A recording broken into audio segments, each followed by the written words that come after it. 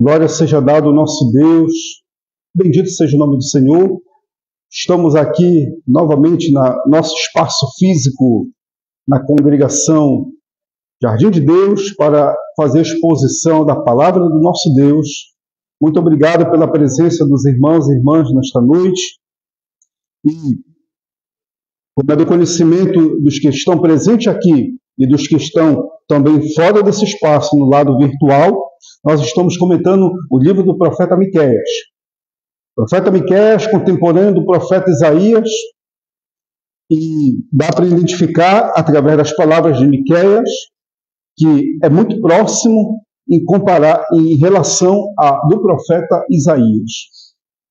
Pegando aqui um gancho, para que os irmãos não se percam, o profeta Miqueias, ele foi um profeta muito próximo da questão do discurso em relação à justiça, em relação à verdade, em relação ao arrependimento, como o profeta Isaías apregoou com as suas palavras ao reino do Sul e Reino do Norte, né?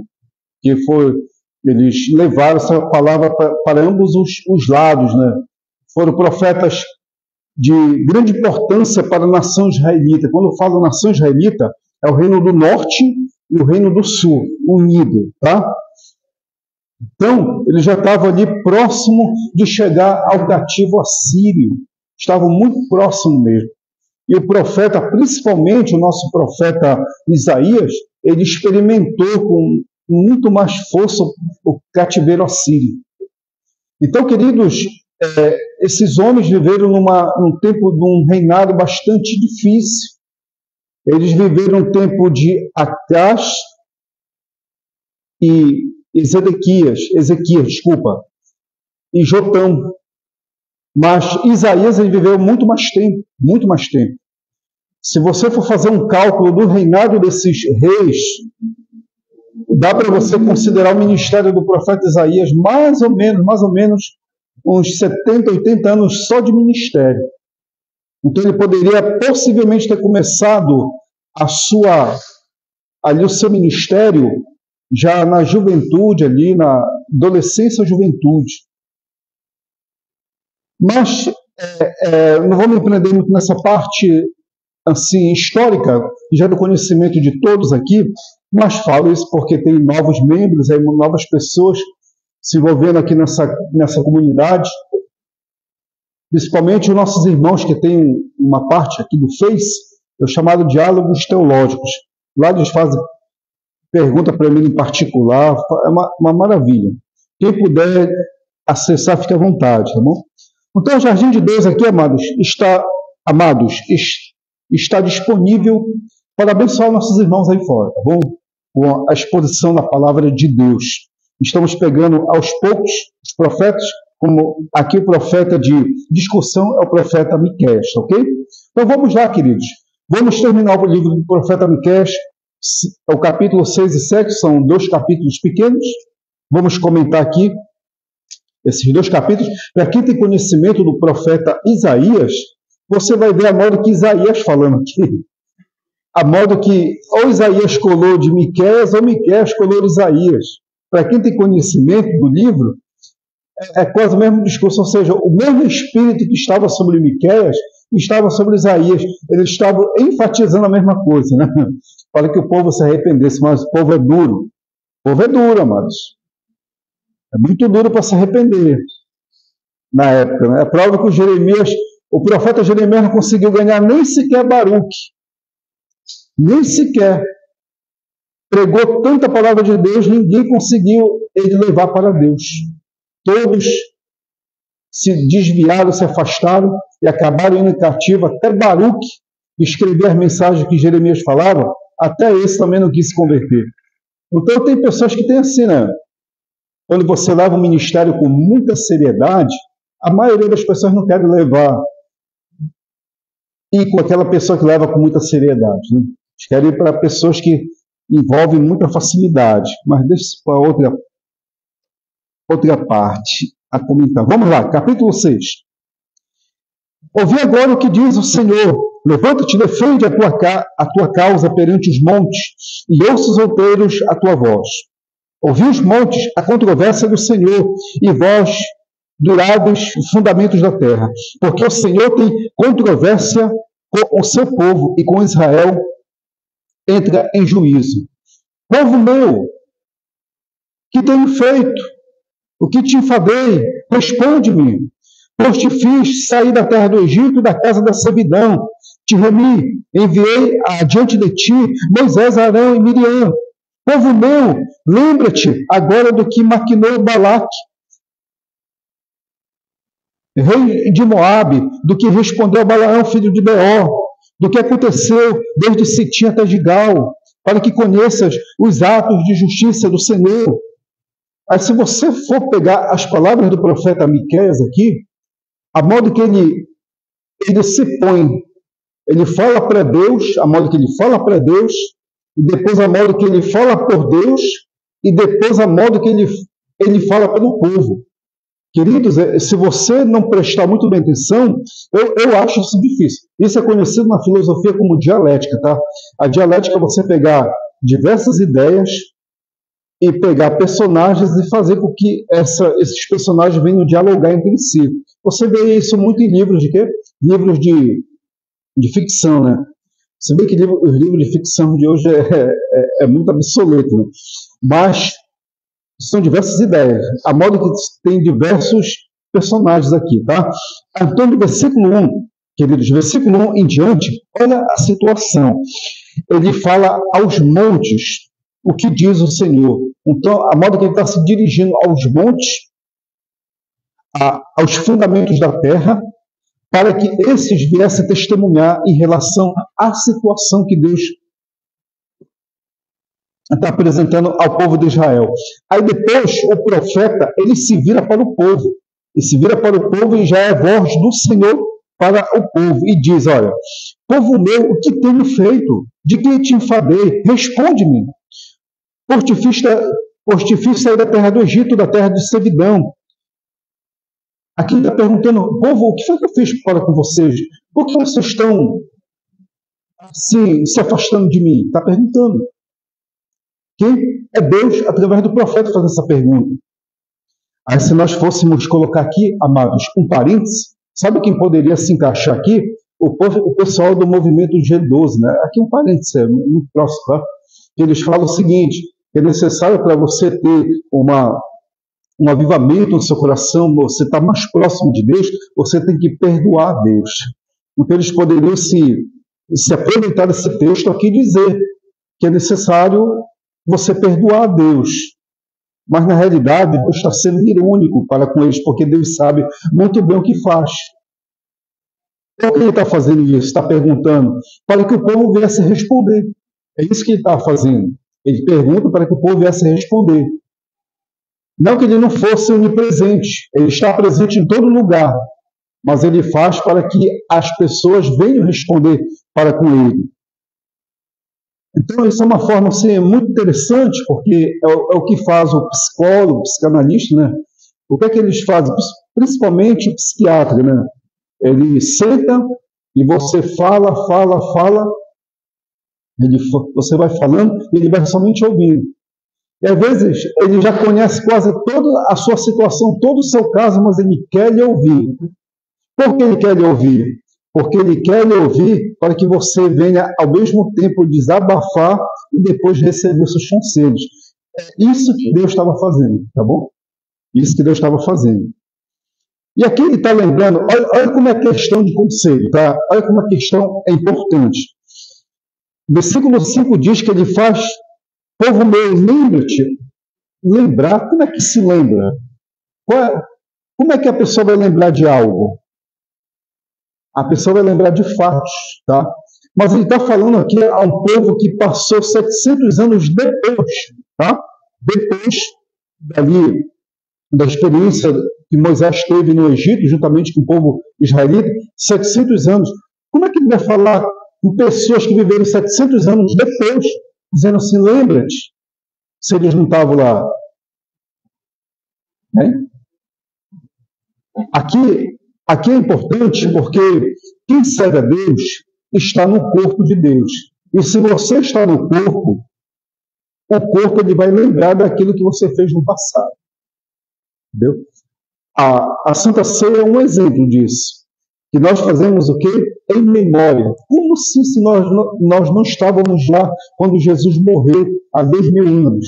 Como é que a gente vai trazer aquilo à memória? A gente traz a memória porque nós fazemos parte do corpo de Cristo. Se nós não fizéssemos parte, não tinha como fazer a memória, porque o seu corpo ele lembra daquilo que você fez.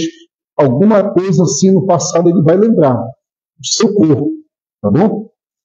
Não vou entrar muito nessas partes neurológicas aqui, senão pode fugir um pouco. Então, se o povo israelita fazia parte do corpo, ele tinha que lembrar do que Deus fez no passado, através de Moisés, Miriam e Arão, e através do livramento que Deus deu, quando Balaque chamou o falso profeta chamado Balaão para fazer uma armadilha contra eles tinham que lembrar disso. Então, vocês, israelitas, vocês têm que lembrar, porque eu estou tendo todo o cuidado com vocês, tá? Assim como vocês foram pastoreados por Moisés, Miriam e Arão, e cuidei de vocês ali na cilada que Balaque estava fazendo contra vocês, assim mesmo estou neste exato momento cuidando de vocês, pastoreando vocês, ok? Até aí, vamos lá. Penúltima parte, versículo 6. Contudo me apresentarei ao Senhor e me inclinarei ante o Deus excelso. Aqui já é o profeta falando, tá? Olha como é meio confuso, né? Virei perante ele com holocausto, com bezerros de asno. Agrada-te ao Senhor de milhares de carneiro, de 10.000 ribeiros de azeite. Darei o meu primogênito pela minha transgressão, fruto do meu corpo pelo pecado da minha alma. Ele te declarou, ó homem, o que é bom e o que é que o Senhor pede de ti? Que pratiques a justiça e ames a misericórdia e ande humildemente com o teu Deus. Tá, somente aí. Então ele usa três coisas aqui interessantes. O que Deus quer é que você pratique a justiça, ame a misericórdia e ande humildemente. Se você faz isso, você já preencheu as exigências que Deus faz a qualquer servo. O que é que Deus faz a qualquer servo? Qual é a exigência? A exigência é que você pratique a justiça. O que é justiça, Jeremias? Justiça, a palavra justiça vem do grego chamado dikaios. Dikai significa equilíbrio. Então, quando você tem um desequilíbrio de amar um e aborrecer o outro, de você gostar de uma pessoa e não gostar da outra, isso é desequilíbrio. Você não está praticando a justiça, você está sendo injusto para com a pessoa. Você está sendo injusto perante Deus. Então, no tempo do profeta Miqueias, havia essa chamada acepção de pessoas. Eu amo fulano, mas eu odeio ciclano. Eu gosto do ciclano, mas eu aborreço. Não, você não tem que odiar as pessoas, você tem que odiar aquilo que as pessoas fazem. Você tem que odiar as práticas das pessoas, tá bom? Mas amar as pessoas em si. E você deve amar aqueles que fazem o bem, como também as práticas que aquelas pessoas fazem. Então isso é o quê? É justiça, tá ok? Vamos lá? Ame a misericórdia. O que é a palavra misericórdia? Misericórdia é você ser compassivo. Você tem um coração voltado para a causa das pessoas a qual precisam da sua ajuda, tá? E andes humildemente para com teu Deus. O que é andar humildemente? Andar humildemente é você reconhecer que você precisa conhecer a Deus, você precisa estar próximo de Deus, você precisa ter essa comunhão com o Senhor. Caso você não tenha isso, você de querer estar próximo de Deus, aprender as coisas de Deus, você não tem humildade. Quer ver um exemplo? Um exemplo aqui, tá? A filosofia diz que você só se torna um filósofo quando você tem a admiração que uma criança tem pelo mundo. O que é que a criança tem? Qual é a admiração que a criança tem pelo mundo? Curiosidade. Quando você tem a curiosidade em conhecer as coisas do mundo, você vai se tornar um grande filósofo. Quando você tem curiosidade de servir a Deus, de buscar a Deus, de estar próximo de Deus, de ouvir as pessoas que têm comunhão com Deus, de ter intimidade com as pessoas que têm contato com Deus, isso você tem o quê? Humildade. Se você não tem isso, você não tem humildade. Ah, pastor, mas eu venho aqui à igreja uma vez na semana, eu venho aqui, dou minha oferta, meu dízimo, faço tudo isso. Mas se você não tem interesse em conhecer a palavra, tem intimidade com Deus em oração, tem comunhão com os irmãos, então você não tem humildade. E aqui o profeta ele identificou que o povo de Israel, principalmente o pessoal da parte rica, eles faziam muitos sacrifícios, mas não queriam praticar nem a justiça, nem praticar o que mais? A misericórdia, e nem o que mais? Nem andar com Deus humildemente. Eles não queriam fazer isso. Eles queriam só sacrificar. É prova que aqui no texto, no versículo mais acima, diz que eles sacrificavam ovelhas de um ano. O que significa isso, Jeremias? Significa que só podia sacrificar ovelhas de um ano quem tinha recurso. Então as pessoas investiam na parte de recursos para poder fazer sacrifícios, sem contar com o derramamento de óleo para fazer aquele sacrifício era muito grande. Eles sacrificavam a oliveira a ponto de tirar quase tudo para oferecer sacrifícios a Deus, mas Deus não aceitava. Por que Deus não estava aceitando? Porque eles não tinham a justiça, a misericórdia e a humildade. São 3 elementos que fazem com que o servo de Deus tenha comunhão com Deus. Se não tiver, está faltando um. Se tiver faltando um, está faltando os demais. Se estiver faltando os demais, então nós estamos com falta perante Deus. E é isso que o profeta identificou ali, tanto em Israel como em Judá, tá? Que ele foi o profeta de ambos os lados. Vamos lá, última parte diz, versículo 9: a voz do Senhor clama a cidade, e a verdadeira sabedoria temeu-lhes o nome. Aqui já é o profeta o quê? Proclamando, já não é Deus assim, é ele falando de Deus, tá? Ouvi tribos, aquele que a cita, ainda há na casa do ímpio os tesouros da impiedade e o detestável miguado. Podereis eu inocentar balanças falsas e bolsas de peso enganosos? Porque os ricos das cidades estão cheios de violência, e seus habitantes falam mentiras, e a língua deles é enganosa na sua boca. Assim também, passarei a ferir-te e te deixarei desolada por causa dos teus pecados.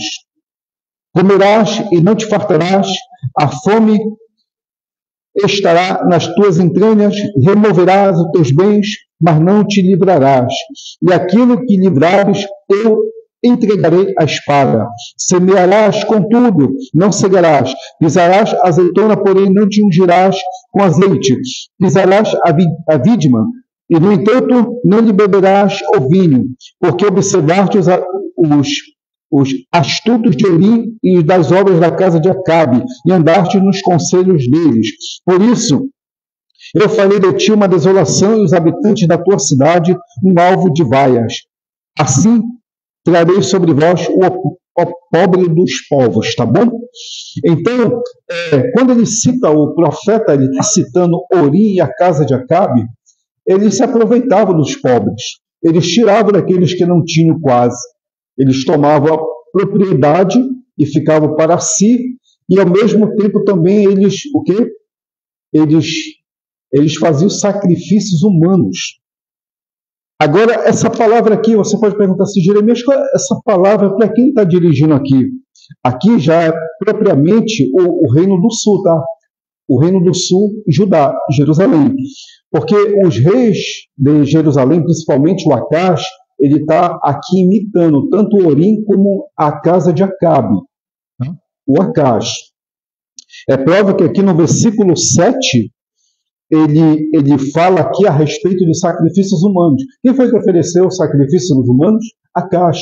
Ele ofereceu seu filho em sacrifício. Mas, Jeremias, Acaz não é pai de Ezequias? Sim, é pai de Ezequias. Mas só que ele ofereceu seu primeiro filho em sacrifício. Ele imitou esse pecado de Orim e pecado de Acabe. Tá? E aqui o profeta está dizendo para que eles deixem esse tipo de vida, essa prática de injustiça, porque eles estavam ali plantando, eles iam lá na frente colher, e o próprio Deus ia tratar da situação. Porque aquilo que eles estavam colhendo injustamente seria o quê? Seria cobrado deles. Eles achavam que iam se dar bem se aproveitando da azeitona, se aproveitando da agricultura, se aproveitando de explorar as pessoas, mas Deus não ia permitir. O próprio Deus ia puxar da espada e ia fazer com que eles não desfrutassem daquele fruto da injustiça. Como é que Deus ia fazer, amados, isso? Sabe como ele ia fazer? Ele ia usar aqui a nação da Assíria para disciplinar o povo de Israel e o povo aqui de Jerusalém, que estava imitando a casa de Orim, o rei Orim, e a casa de Acabe.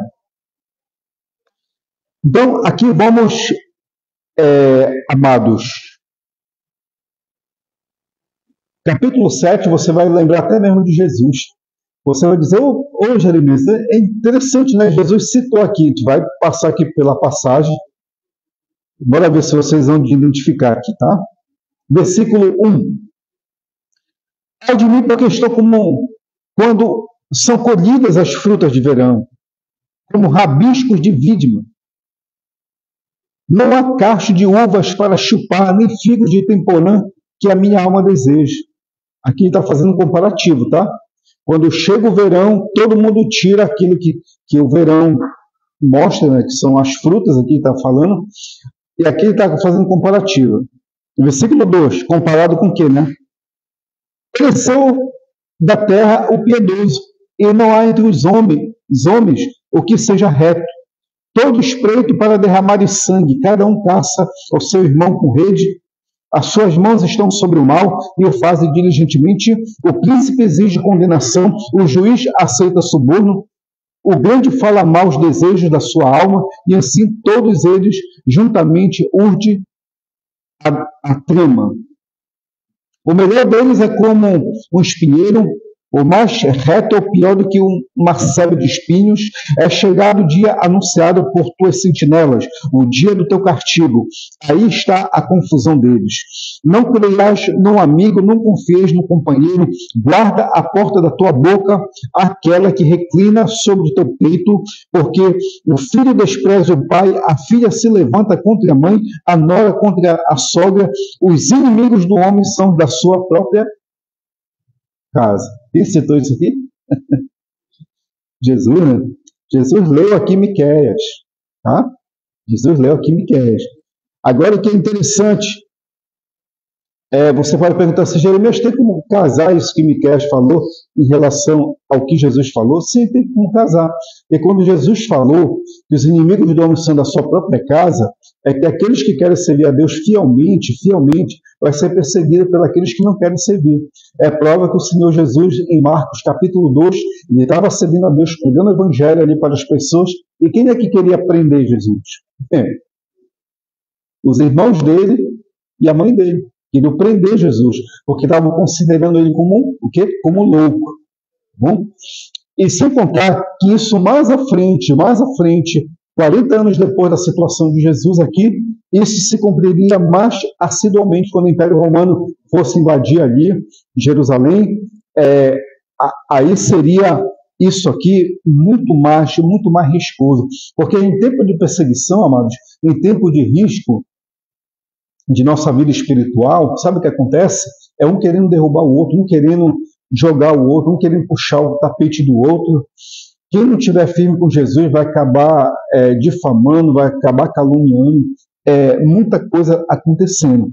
E foi justamente isso aqui que o profeta estava anunciando, porque quando a nação síria, no tempo de Ezequias, estava invadindo ali, eles teriam uma pressão tão enorme, tão grande, que eles não tinham que confiar mais em quem? Na mulher, não tinham que confiar mais no filho, não tinham que confiar mais em parentes, em ninguém, porque eles iam delatar, iam denunciar aqueles que estavam servindo a Deus fielmente. E aqui o profeta identificou, isso vai ser tão terrível que eu vou querer encontrar alguém fiel, alguém que sirva a Deus piedosamente. Eu não vou encontrar, infelizmente.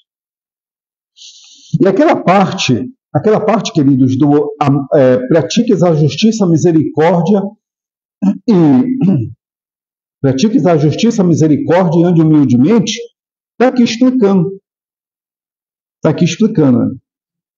As suas mãos estão sobre o mal e fazem diligentemente.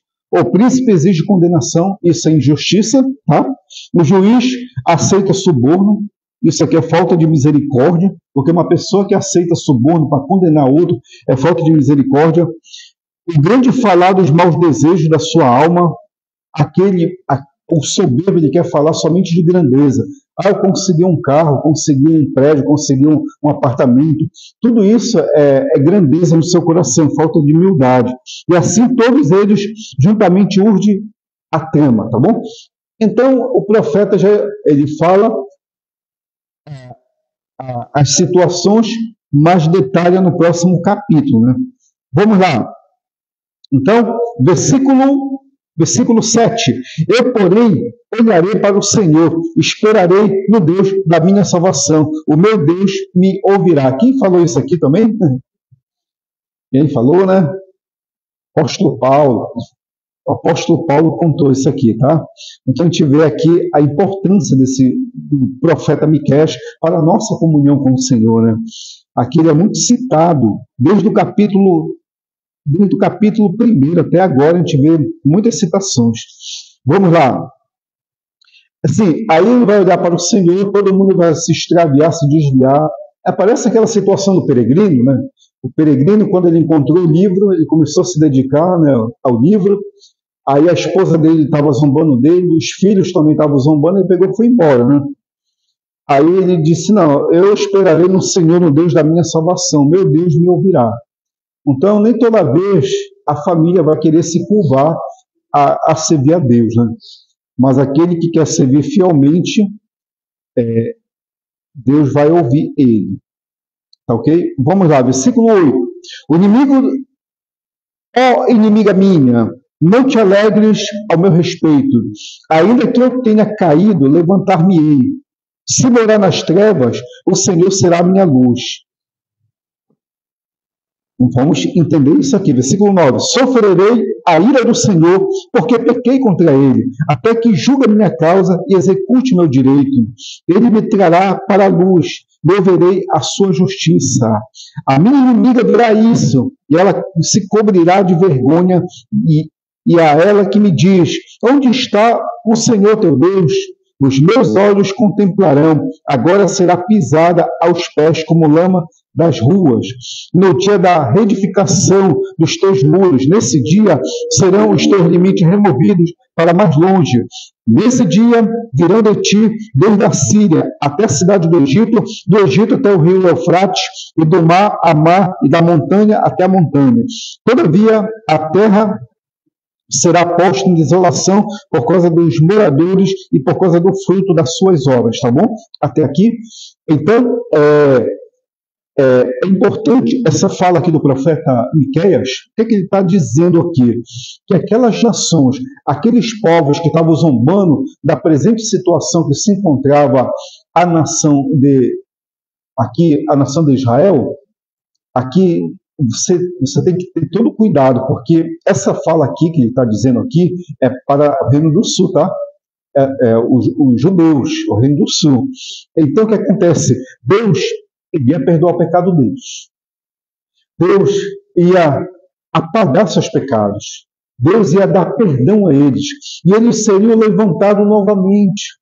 E o profeta está se colocando justamente ali, na brecha, dizendo que ele está na mesma situação, pedindo ao Senhor perdão. E Deus ia perdoar eles, ia levantar eles.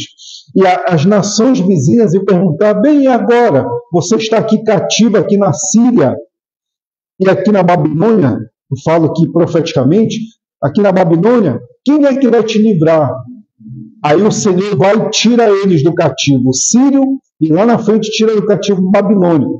E quando faz isso, aquela nação que estava zombando de Israel, estava zombando dos judeus, aquela nação seria envergonhada, pisoteada, e seria humilhada, porque Deus, além de ter perdoado a nação de Israel, Deus levantaria eles, levantaria seus muros.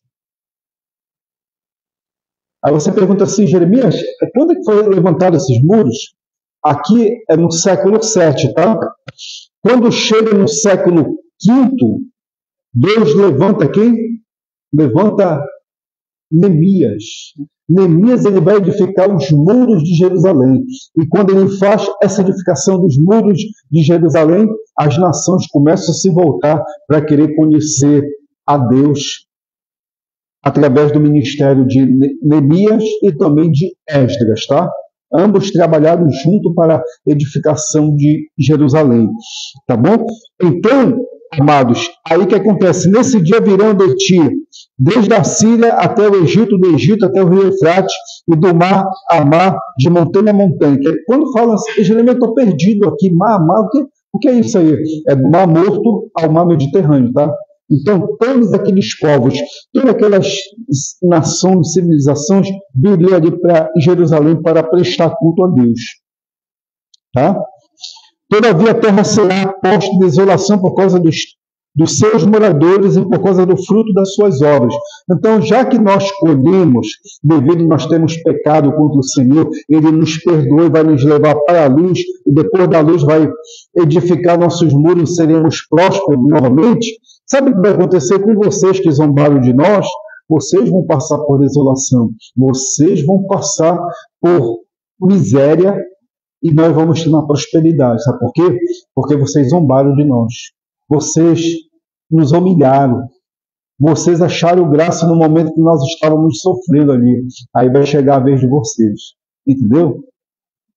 Agora vem a parte interessante que eu acho desse texto aqui que está acabando, mas eu achei lindo isso aqui. Lindo e profético. Presta muito bem atenção. Alguém vai se lembrar aqui do Apocalipse, eu acho. Vamos lá. Penúltima parte, versículo 14. Apacenta o teu povo, o teu bordão, o rebanho da tua herança, que mora sós no bosque, no meio da terra fértil. Apacenta de Bazã a Gileade. Apacenta-se, em Bazã de Gileade, como nos dias de outrora, antigamente, né? Eu lhe mostrarei maravilhas como nos dias da saída da terra do Egito. As nações verão isso e se envergonharão de todo o seu poder. Porão a mão sobre a boca e os seus ouvidos ficarão surdos. Lamberão o pó como serpente, como répteis da terra. Tremendo sairão dos seus esconderijos e tremendo virão ao Senhor nosso Deus e terão medo de ti. Tá bom? Isso aqui é muito escatológico. Jeremias, por que escatológico? Porque, primeiramente, preste muito bem atenção. Presta aqui no mistério. Dificilmente você vai aprender, se você que está aqui nesse momento, primeira vez, você não vai aprender isso muito aí fora, tá? Preste muito bem atenção. Aqui ele está dizendo o tempo do reinado do rei Salomão.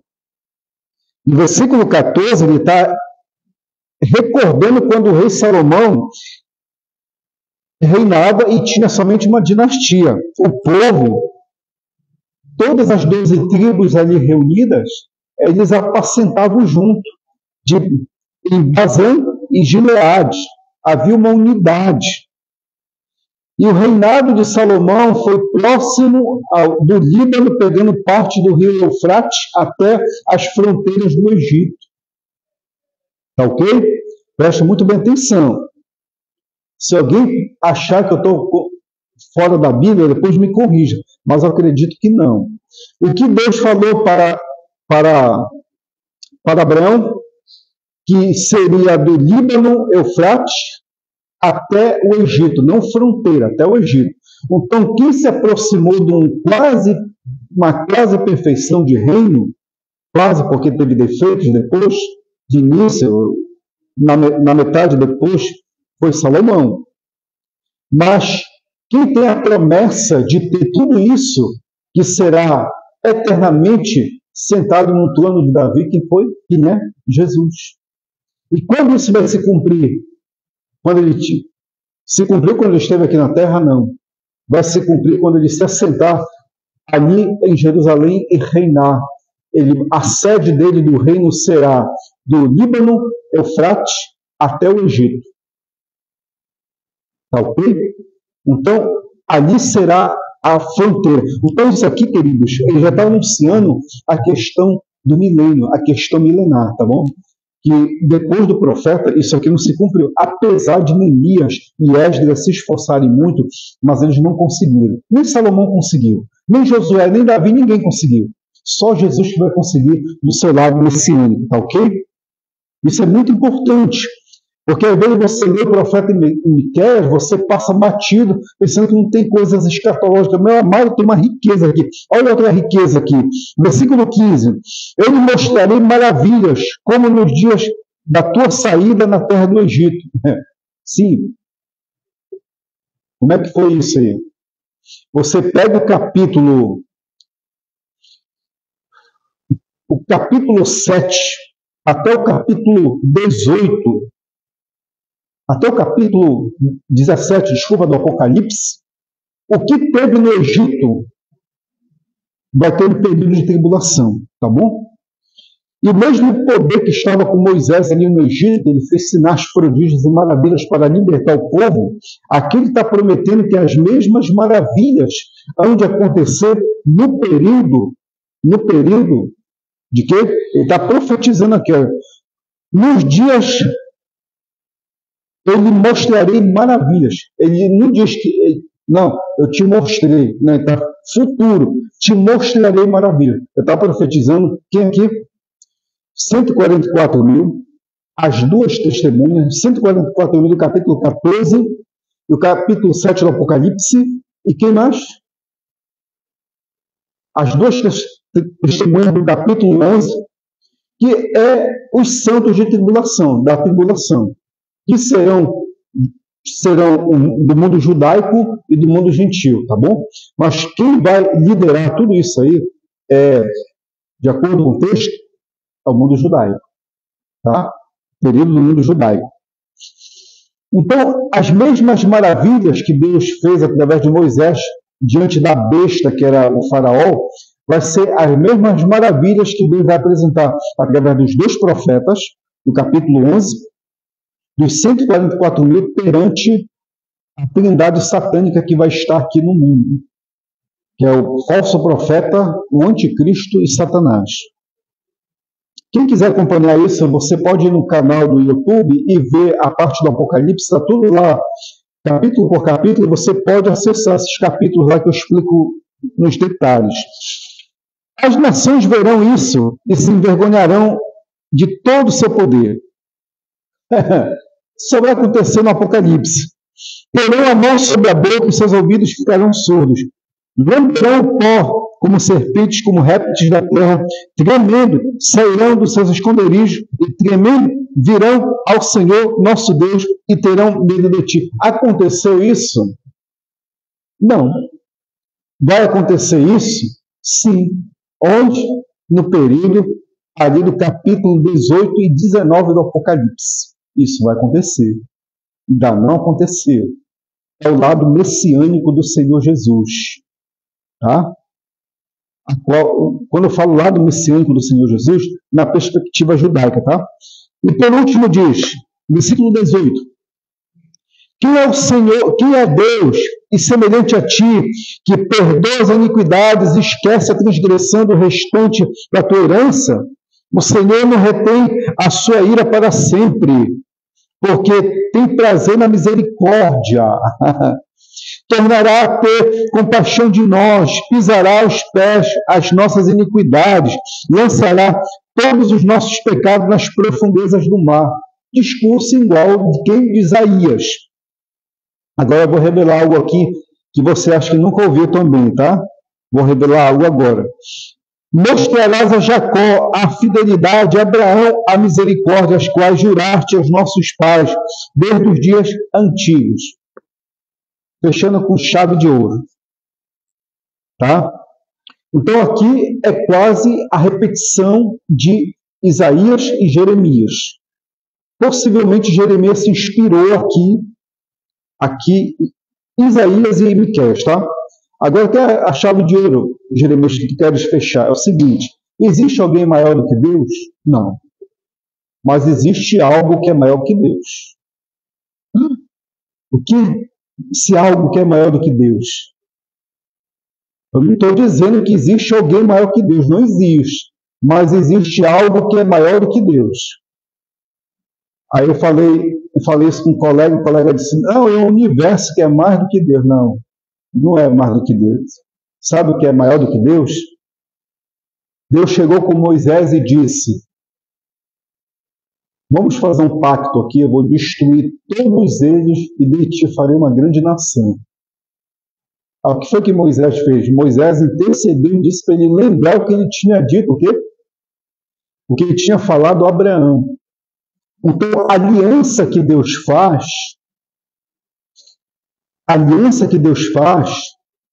para com o seu povo é maior do que ele. Por quê? Porque ele prometeu. E se ele prometeu, ele vai cumprir. Então ele não pode quebrar aquilo que ele prometeu. E se ele prometeu, no momento da sua ira, o que é a ira? A ira nada mais é do que um sentimento contra o desprezo ou contra aquilo que Deus, contra as coisas de Deus. E Deus manifesta a sua ira. E quando Deus manifesta a sua ira, o que é que pode aplacar contra a ira de Deus? As promessas que ele fez. Então ele prometeu aqui a Abraão e a Jacó. E essas promessas estão firmes até hoje. Entendeu? Então, por isso que é importante a oração dos santos. Porque quando você faz as orações a Deus, você está lembrando a Deus as promessas que ele fez ao seu povo e aos seus filhos. Então, ninguém está acima. Porque Deus, ao mesmo tempo, ele tem a lei e ele é a lei. Tá bom? Deus, ele é ao mesmo tempo a lei e ao mesmo tempo ele tem a lei. Ok? Então, esse ter a lei é algo. E esse algo é o que? As promessas. Então, Deus, ele não pode voltar atrás porque ele não é homem. Para voltar atrás, ele é Deus. Então, se ele cumpriu, se ele prometeu, ele vai cumprir. Então, por isso, eis o motivo que Deus guarda esse povo até hoje, porque ele tem promessas que ele fez para quem? Para Abraão, Jacó, Isaac.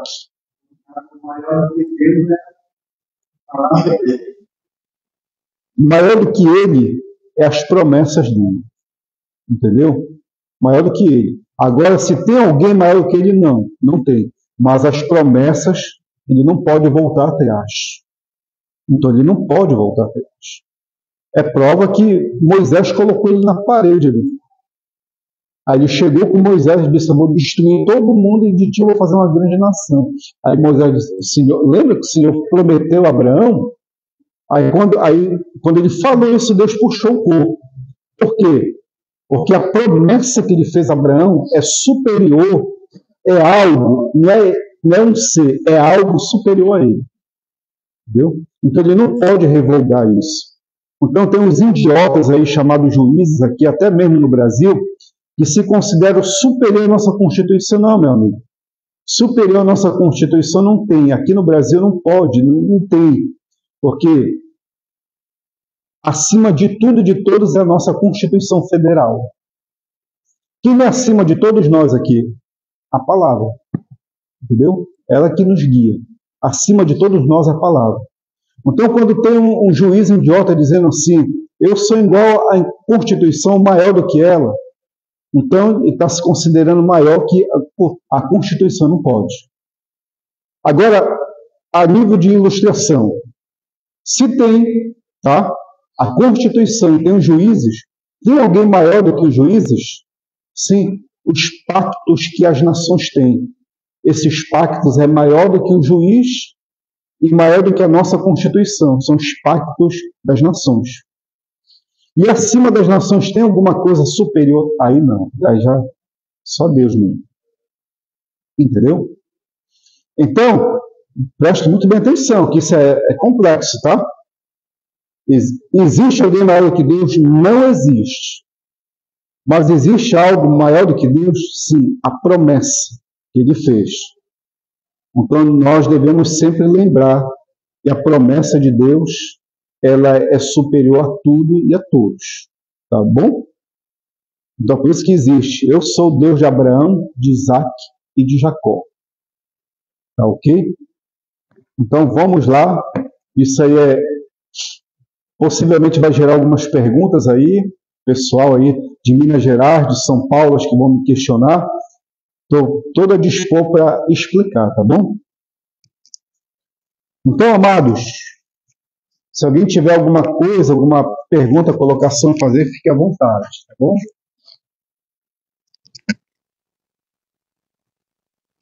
Caso não, eu vou responder para mim mesmo. Esse caso, responder para mim mesmo, é o seguinte.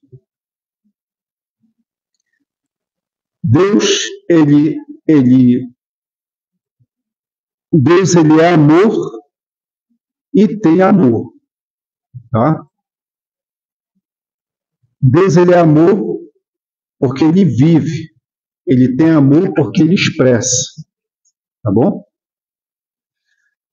Deus, ele ao mesmo tempo, ele é a promessa e tem a promessa. Então, isso é complexo, tá bom? Então, eu espero que os irmãos prestem muito bem atenção, que acima de Deus não tem ninguém maior. Mas a palavra dele é maior, por quê? Porque ele deu a palavra dele, que vai perdoar, sarar, salvar, curar, libertar, abençoar. Então, se ele fez isso para salvar o gênero humano, então que seja assim, tá bom? Ele tem essa promessa para cada um de nós. Como tem louvores, hinos com as promessas de Deus aí, né? Em nome de Jesus, então vamos desfrutar dessas promessas, tá bom? Você veio aqui porque você tem uma promessa. Qual é a promessa? De estar sempre próximo de Deus, aprender de Deus, ter comunhão com Ele, ter intimidade com Ele e estar, aleluia, muito juntinho a Ele, tá ok? Então, essas promessas que Deus tem estão se cumprindo diariamente, constantemente, a todo momento, na minha e na sua vida. Então, segure-se na promessa do Senhor, tá ok? Então, amados, vou fazer uma pequena... Não sei se tem perguntas aqui. Não sei se tem perguntas aqui. Se tiver, eu respondo logo. Caso não, vou fazer uma pequena oração aqui. Vamos...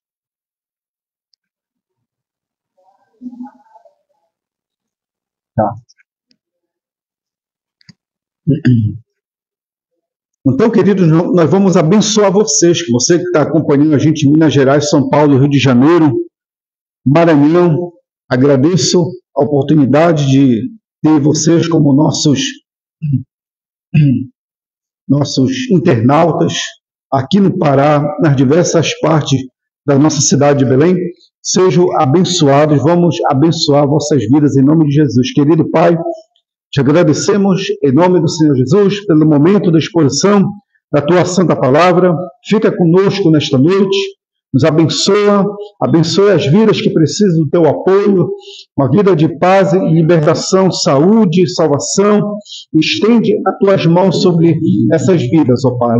Vai abençoando, curando, libertando, sarando, restaurando e dando paz, alegria, felicidade e principalmente a salvação, ó Pai.